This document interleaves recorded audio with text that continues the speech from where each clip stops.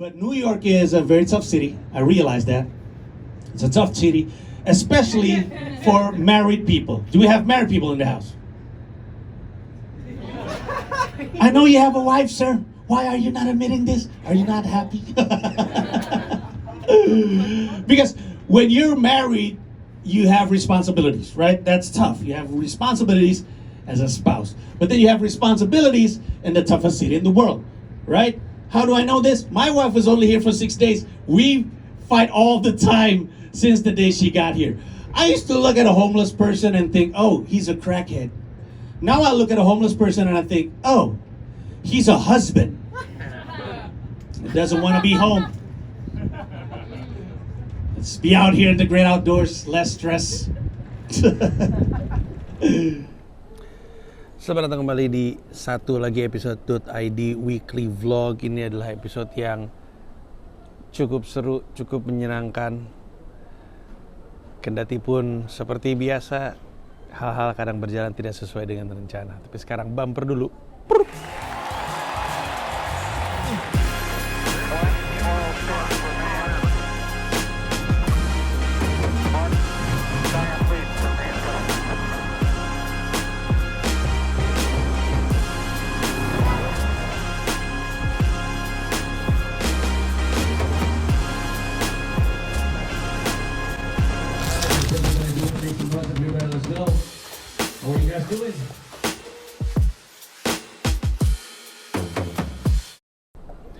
Oke, jadi minggu ini minggu yang menyenangkan untuk gue karena gue selalu senang setiap kali gue mencapai milestones baru, kayak misalkan bisa open mic bisa lucu, atau misalnya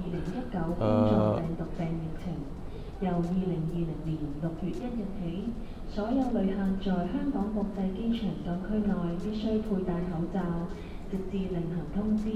此項強制規定亦適用於海天客運碼頭及旅客捷運系統和停機坪接駁巴士內。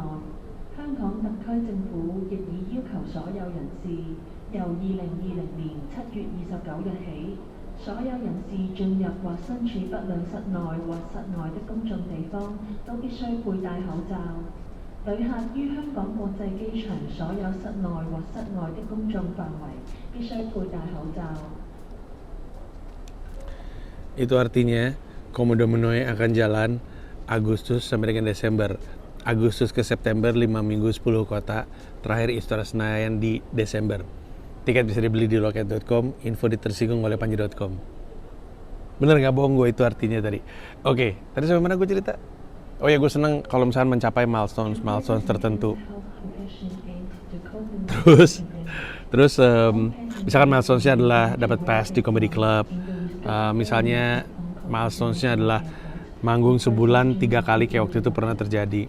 Nah, minggu ini milestonesnya adalah manggung 3 kali dalam seminggu. Kamis, Jumat, Sabtu gue manggung. Tapi mari kita mulai dari hari Senin. Kalau lo ngeliat episode minggu lalu, gue lagi ada di sebuah hotel, di One Hotel Brooklyn Bridge. Nah, hari Senin gue check out dari hotel tersebut karena kami menginap di situ 2 malam. Terus udah gitu, tempatnya itu sebenarnya bagus ya, tapi harganya ugal-ugalan banget. Harga gue beli lewat app, kayak waktu itu gue beli dari Traveloka, sama harga ketika gue mau extend 1 malam, harganya jauh banget, bisa hampir 2 kali lipat harganya bedanya. Terus kalau dibilang worth it atau enggak, ya tergantung kondisi ekonomi masing-masing orang. Untuk orang yang kaya banget akan bilang biasa-biasa aja dan worth it. Karena memang yang lu beli dari tempat itu sebenarnya itu lebih ke lokasinya strategis sekali. Secara posisi dia itu ada di tengah-tengah Brooklyn Bridge Park. Brooklyn Bridge Park itu gede banget deh, sebuah pantai yang ada di pinggir dermaga gitu. Sehingga dari situ kalau misalkan lu keluar nengok ke kiri, lu bisa ngeliat Brooklyn Bridge, terus Manhattan Bridge di sebelah sana. Dari situ lu bisa jalan dengan dekat ke Dumbo kalau lu mau. Dari situ lu bisa naik ferry ke Manhattan kalau lu mau. Dan itu juga yang kami lakukan kami sempat jalan-jalan ke Manhattan naik ferry. Terus dan ferry-nya menyenangkan. Cuman lu lebih baik beli tiket untuk ferry-nya pakai app. Lu bisa download app-nya NYC Ferry, bayar pakai kartu kredit, bisa satu trip, bisa kayak beli Metrocard gitu, bisa satu trip, bisa untuk seminggu, bisa untuk sebulan. Kalau misalkan lu banyak bolak-balik kayak orang Jersey itu banyak ke Manhattan tuh naik ferry juga. Posisinya oke lah, terus banyak restoran-restoran oke di sekitar situ. Dari sisi infinity pool-nya mengarah ke Manhattan, jadi cukup cantik. Walaupun bukan satu-satunya di New York yang seperti itu. Kamarnya unik, kamarnya cukup unik, walaupun nggak bisa dibilang spesial lah, tapi oke. Terus kami check out kan, sisanya kami tidak menghabiskan banyak kegiatan selain bahwa kami beristirahat di hotel aja dan nyari rumah. Nanti gue kasih soal di hotel, di apartemen, dan kami nyari rumah. Nanti gue akan cerita ada update terbaru. Nah, setelah itu Kamis, Jumat, Sabtu itu kan gue mesti show. Jadi hari Rabunya kalau gue nggak salah, apa hari Selasanya ya, gue udah mulai open mic lagi, udah mulai ngetes materi, bikin kuat materi. Sebenarnya materinya itu materi yang sama yang gue pakai di Mic'd Up NYC minggu sebelumnya, tapi gue pengen lebih solid lagi. Nah, Kamis datang nih. Kamis gue manggung di Eastville, salah satu comedy club yang gue cerita udah ngasih gue pass. Setiap hari Minggu, Eastville tuh ngirim email, kasih tahu availability lu. Kamis, Jumat, Sabtu, Minggu lu available di slot yang mana aja. Terus lu bisa milih, lu mau semua slot lu isi bisa, lu cuma isi beberapa bisa. Nah, akhirnya gue isi Kamis malam jam 8. Terus, tapi nggak terlalu gue push promo gitu. Karena seperti yang gue bilang di episode sebelumnya, gue agak ngerasa udah nggak perlu lagi untuk terlalu bawa banyak penonton. Karena gue pengen mendapatkan hati orang-orang New Yorknya justru. Nyampe nih hari Kamis jam 8 malam. Komediannya nggak ada yang gue kenal. Semuanya nggak ada yang gue kenal. Gue manggung ketiga. Gue manggung ketiga apa keempat gitu dari sekitar 7 line up. Yang nonton cuman ada 1, 2, 3, 4, 5, 6, 7, 8, 9. Cuma ada 9 orang. Jadi tipis. Kalau minggu sebelumnya kan banyakan komik daripada penonton. Kalau yang di Eastville, penonton lebih unggul sedikit dari komik. Tapi yang gue pelajarin dari situ, komika-komika di New York ya, terutama yang udah ngisi di comedy club, itu solidnya bukan main. Solid banget. Gue harus akuin, di Eastville gue gagak goyang. Walaupun sih pecah-pecah aja ya. Maksud gue menghibur, ketawa. Orang setelah itu pada nyamperin gue, good show, thank you very much. Gue ada banyak crowd worknya juga. Ngobrol sama penonton. Jadi ada penonton bawa anaknya. Penontonnya gue crowd work, gue ajak ngomong kan. Terus dia mengaku bahwa dia ada di open relationship. Gue bilang, lah open relationship kayak Will Smith dong. Jangan-jangan Anda suka nampar komedian juga Pak gitu. Terus ketawa. Cukup seru, cukup menyenangkan. Dan gue seneng walaupun tidak ada satupun orang Indonesia yang nonton. Kan gue tetap promo walaupun gak semasif biasanya. Gak ada satupun orang Indonesia yang nonton. Tapi ada kebahagiaan di situ karena gue gak ngerasa dibebanin harus bawa penonton. Udah tembus Eastville, yaudah lu manggung aja. Pokoknya di comedy club mesti diisi sama komedian. Lu bilang lu bisa atau enggak, habis itu lu manggung. Tapi gue nggak dapat bayaran dari Eastville, walaupun bisa dapat bayaran. Kenapa? Karena Eastville cuman bayar komikanya lewat Venmo. Venmo tuh cash app gitu. Jadi kayak di Amerika tuh ada Zelle, Venmo, dan beberapa app lain di mana kasarnya kalau lu punya rekening bank, lu bisa isi cash app lu dengan duit. Misalkan lu isi $1,000, nanti lu kayak transfer, bukan kayak transfer ya, kayak ngirim duit pakai Venmo itu lewat Zelle gitu. Misalkan kita habis makan, terus temen lu bayarin lu tadi berapa gue $18, gue kirim $18 ke Venmo-nya dia. Open mic juga kayak gitu, gue pernah ceritakan. Nah, di Eastville dibilang lu belum akan dikirimin duitnya kecuali lu request pembayaran via Venmo. Nggak punya Venmo, ada gue nggak dibayar. Tapi sudahlah, emang itu keadaannya, gue udah tahu, nggak apa-apa, fine. Yang penting gue banyak manggung dan memanfaatkan kesempatan yang dikasih sama Eastville. Hari berikutnya, hari Jumat,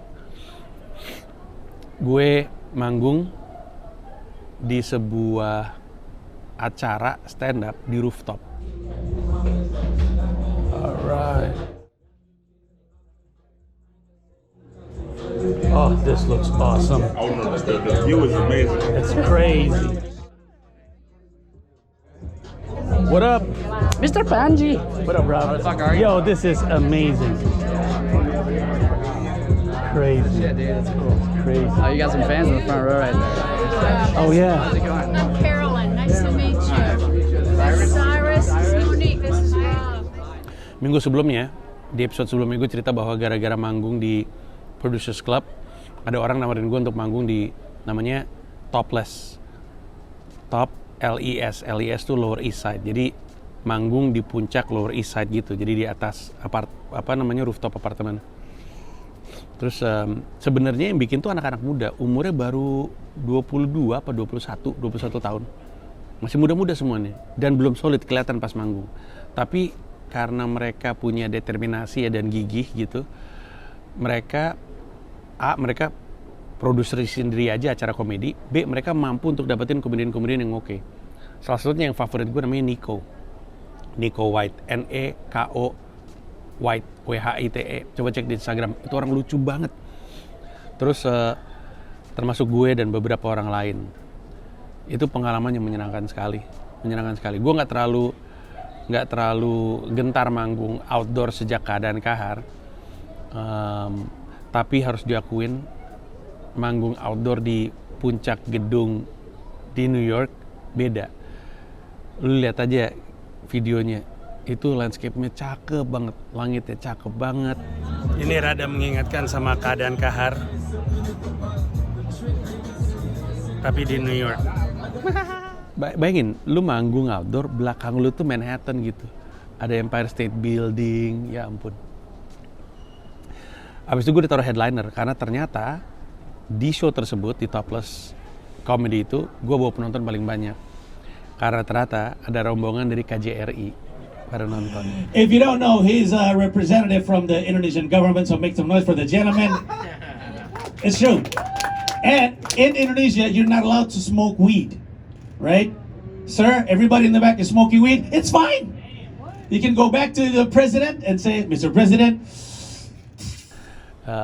Jadi sekitar berapa hari sebelumnya, gue lupa, hari Rabunya, gue sempet makan siang. Gue, Gamila, Dipo sama Syira diundang makan siang sama Pak Konjen, Pak Arifi, bersama stafnya dan juga anaknya Dea. Terus beliau ngajak makan siang karena beliau bilang mau bikin lomba stand up dalam rangka 17 Agustus dan minta gue sebagai juri.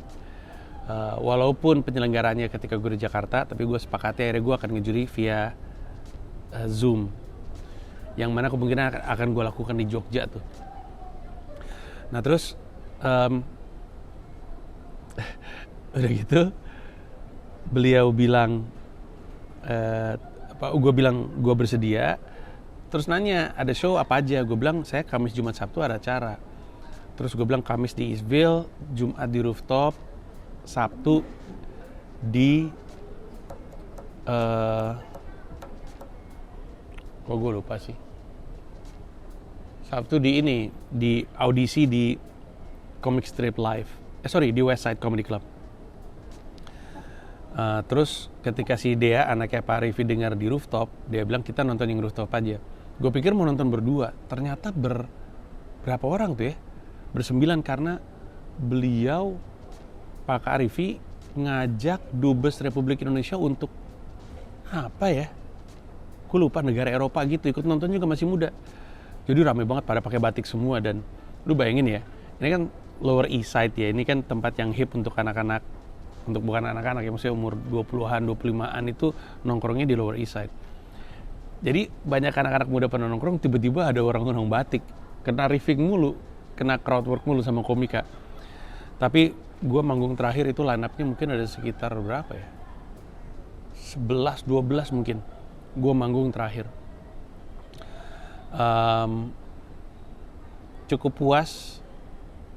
Orang-orang lagi-lagi pada muji. Setelah itu pada nyamperin gue, pada minta Instagram gue. Ini penonton nih. Boleh minta Instagram lu nggak? Gue mau follow lu, gue follow balik semuanya. Beda soalnya. Kalau di New York ada yang suka stand up gue bilang follow gue follow balik. Di Indonesia, aduh, sulit kalau kayak gitu. Tapi gue seneng di Eastville, di Topless itu mulai ngebangun fanbase yang adalah orang New York. Seandainya lu ada di situ, seandainya kamera GoPro gue nyala, lu akan tahu bahwa orang-orang nyamperin gue. Ada orang-orang New York, orang Muslim, karena gue sempat crowdwork mereka, nanya siapa yang Islam, terus kita sempat ngobrol-ngobrol. Terus mereka sempat ngobrol sama gue, lo Islam juga? Iya. Terus kita ngobrol-ngobrol, terus mereka nanya Instagram gue apa. Seru banget sih, happy sekali gue di situ. Nah dari situ, gue kan nggak pernah nanya-nanya soal bayaran. Setelah acara, gue di DM, dibilang, nih bayaran lu $40. Minta Venmo dong, gue bilang gue nggak punya Venmo, pegang aja dulu. Akhirnya, lagi-lagi, di Topless Comedy pun gue nggak dapat duit, nggak dapat bayaran. Tapi nggak apa-apa, karena gue senang bisa manggung di rooftop, senang bisa kenalan sama komika-komika baru. Lucu deh, pas lagi nunggu mau manggung, kan komika-komika pada di belakang. Ada satu komika kulit hitam, gue kenalan udah dari cukup lama, namanya Jerlon. Terus Jerlon bilang, Angie kenalin temen gue komedian, orang kulit hitam juga. Terus orang kulit hitam bilang gini, gue udah kasih tau sama Jerlon, katanya lu Dave Chappelle-nya Indonesia. Kata gue, ya ampun, tolong dong jangan dibandingin sama Dave Chappelle, kata gue. Terus udah gitu, tapi katanya Jerlon lu Dave Chappelle-nya Indonesia. Terus gue bilang, enggak, gue tuh lebih mirip Kevin Hart-nya Indonesia. Terus dia bilang, kenapa? Karena gue lucu-lucu amat mah enggak, tapi gue bisa jualan tiket. Terus bilang, I like that, kata dia gitu. Tapi senang gitu, kenal sama komika baru.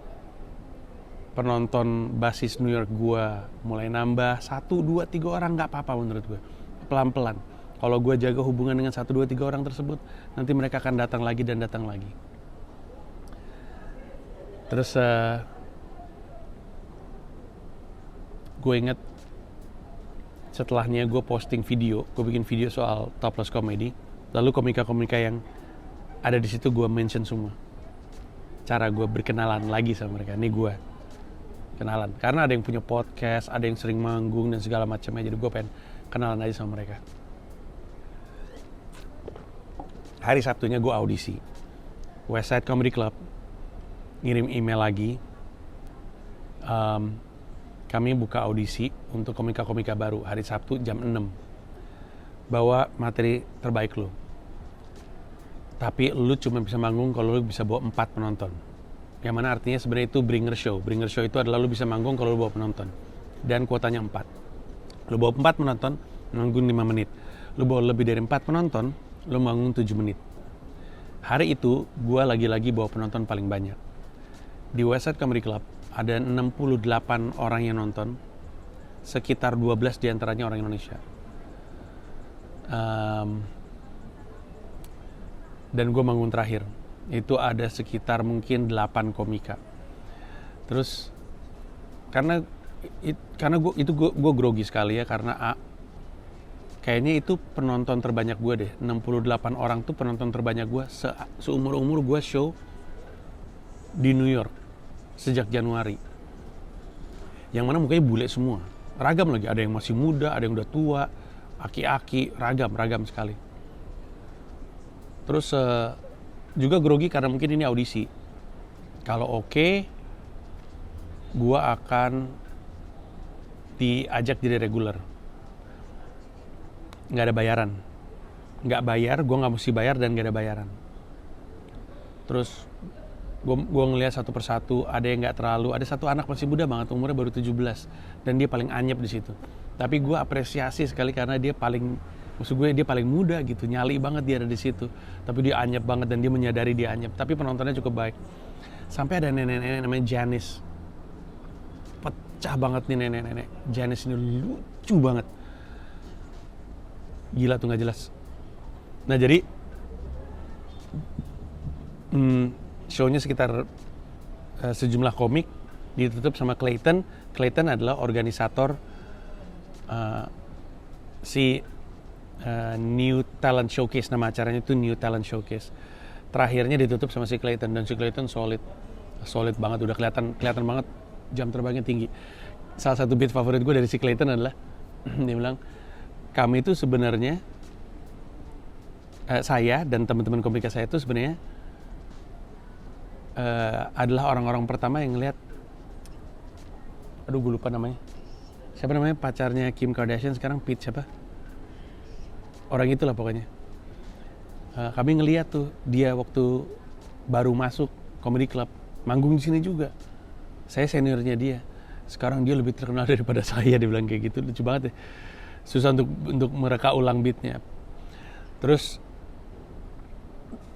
giliran gue grogi banget. Saking groginya, gue ngelakuin sesuatu yang sejak ke New York udah gak pernah gue lakuin. Nepok lantai.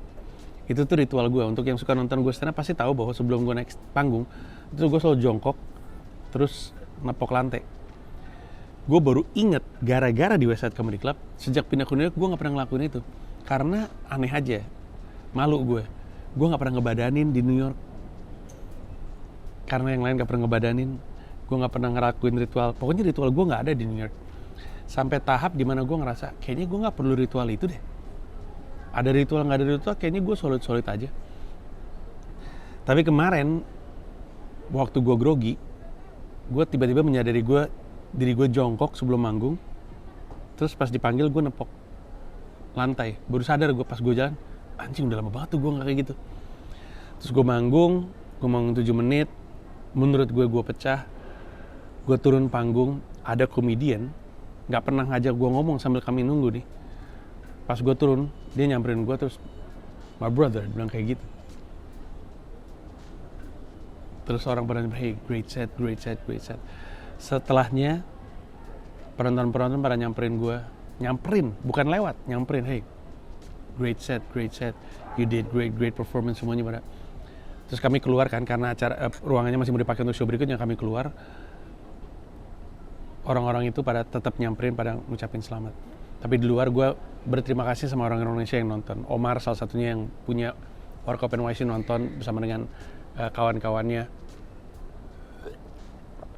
Banyak lah, gue ketemu sama banyak orang.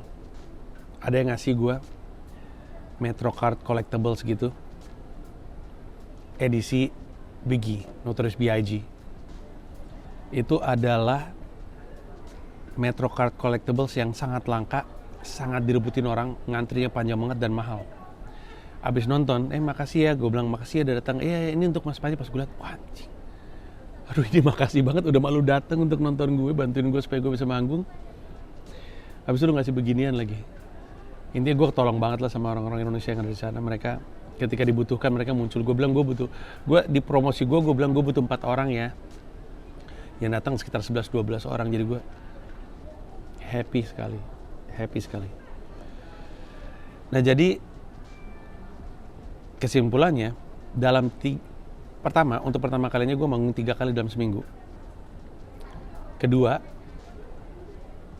3-tiganya gue gak dibayar. Walaupun sebenarnya visa O1 gue udah keluar dan gue udah bisa terima bayaran.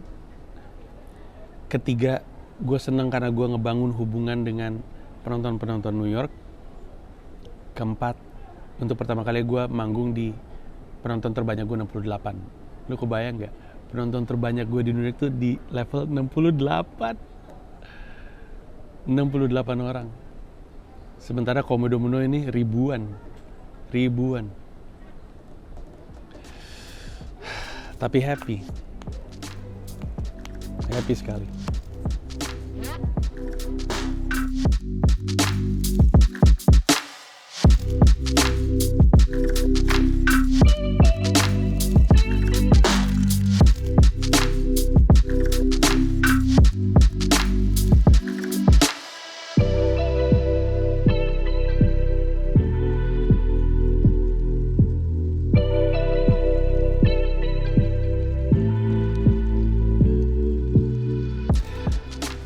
Nah di bagian kedua, monolog gue mau ngomongin sesuatu. Masih ada kaitannya sama ini. Gue lupa nih yang mana nih, nggak tahu pulang dari West Side Comedy Club atau pulang dari Topless atau pulang dari Eastville. Tapi waktu pulang, lagi naik kereta nih, lagi di subway, lagi berdiri, gelantungan gitu. Musik di kuping gue itu original soundtrack dari Tick Tick Boom. Tiba-tiba di kuping gue, cages or wings, which do you prefer? Ask the birds, fear or love, baby. Don't say the answer, action speaks louder than words. Lagi bengong, tiba-tiba gue denger action speaks louder than words, itu judulnya, louder than words. Terus gue menyadari, gue lagi senyum.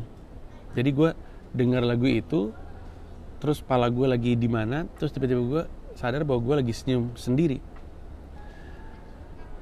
Karena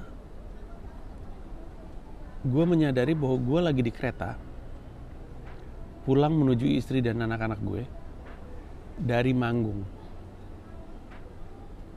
Malam-malam tuh, sekitar jam 11:30, Topless berarti, Topless Comedy. Gue manggung soalnya di Topless Comedy itu acara jam 8, gue manggung 10:30. Terus gue senyum karena gue sadar inilah wujudnya mimpi yang jadi nyata. Ini nih yang gue impi-impiin, yang gue cita-citain dari tahun 2017 tuh ini.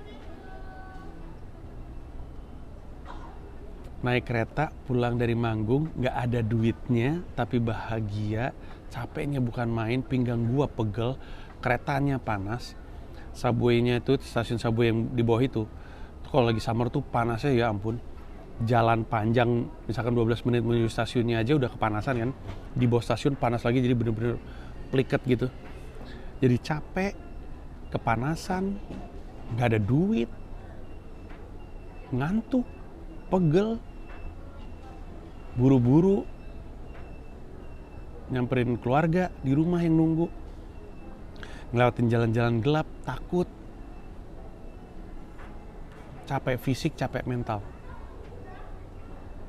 tapi bukan main bahagianya. Jadi ungkapan carilah pekerjaan yang capeknya membuat bahagia itu beneran nyata, men, beneran ada itu. Capek loh itu. Tapi senyum sendiri. Menurut gue itu yang harusnya jadi perjuangan karir kita semua. Perjuangan karir kita itu bukan sekedar untuk nyari duit atau nyari jabatan. Kita naik turun dalam karir, gagal dan berhasil, benar dan salah, menang dan kalah, dalam rangka mencari pekerjaan yang bikin kita bahagia. Karena ada. Coba yang nonton nih, coba cerita di kolom komentar kalau emang lu ngerasain itu. Kayak waktu itu gue baca tweetnya Raka. Dia bilang, gue baru pulang, nyampe rumah jam segini habis kerja seharian, tapi tapi bahagianya bukan main. Kalau gue nggak salah, waktu Indonesianya itu setengah 3 pagi atau jam 3 pagi. Raka itu adalah ketua Pita Kuning, yayasan kanker anak yang gue ikut bantu dirikan. Ada guys, pekerjaan yang capeknya tetap bikin bahagia. Adalah Lionel Messi, lu pikir kagak capek main bola mulu tiap hari, tapi kan bahagia dia ngelakuinnya. Gue pernah bikin video soal misteri LeBron James, yang LeBron James itu baru aja dinobatkan sebagai bilioner pertama di NBA yang masih aktif. Karena yang satu lagi Michael Jordan udah gak aktif kan jadi bilioner. LeBron James jadi bilioner pas masih aktif. Terus gue bilang bahwa ini orang masih seneng latihan. Jadi tiap pagi dia masih latihan. Temennya dia, Anthony Davis, pasca selesai musim NBA, nggak megang bola basket. Dia bilang, gue baru megang bola basket ini nih setelah musim selesai gitu. LeBron James lagi nggak musim aja tetap latihan. Latihan, ada videonya dia latihan di New York, latihan dia di sebuah gym di apartemen gitu. Sekarang kita bertanya-tanya kan, lalu kan bilioner, lu tuh bilioner, ngapain lu masih kerja keras? Kan capek. Jawabannya adalah karena dia cinta basket. Capeknya bikin bahagia. Itu yang harus kita cari dalam hidup. Mencari pekerjaan yang capeknya bikin bahagia. Itu aja dari gue untuk sekarang. Dan sebelum gue tutup, gue mau ngasih kabar. Akhirnya kami dapat rumah. Setelah mungkin 6 atau 7 rumah kami lihat, apa 8 rumah gue malah lupa. Ada yang di Brooklyn, ada yang di Elmhurst, ada yang di Forest Hill. Akhirnya dapat rumah di Bayside. Akhirnya dapat juga rumah. Lebih banyak tentang rumahnya ntar aja. Satu lagi milestone. Terima kasih banyak dan kita ketemu lagi di .id Weekly Vlog episode berikutnya.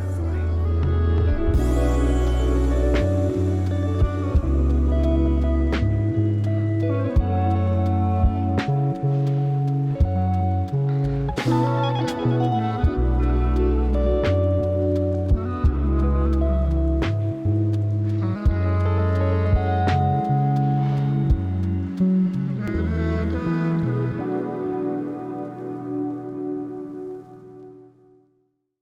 Terima kasih udah nonton video ini dan juga terima kasih udah subscribe kanal YouTube gua. Gua mau ngasih tahu bahwa gua membuka YouTube membership dan ada 3 jenis penawaran. Ada 1 paham Rp30.000, ada 1 rasa Rp125.000, ada 1 jiwa Rp1,5 juta. Masing-masing punya manfaat-manfaat tersendiri. Ada konten-konten khusus yang gue siapkan untuk para member. Kalau tertarik silahkan mampir ke home, klik join.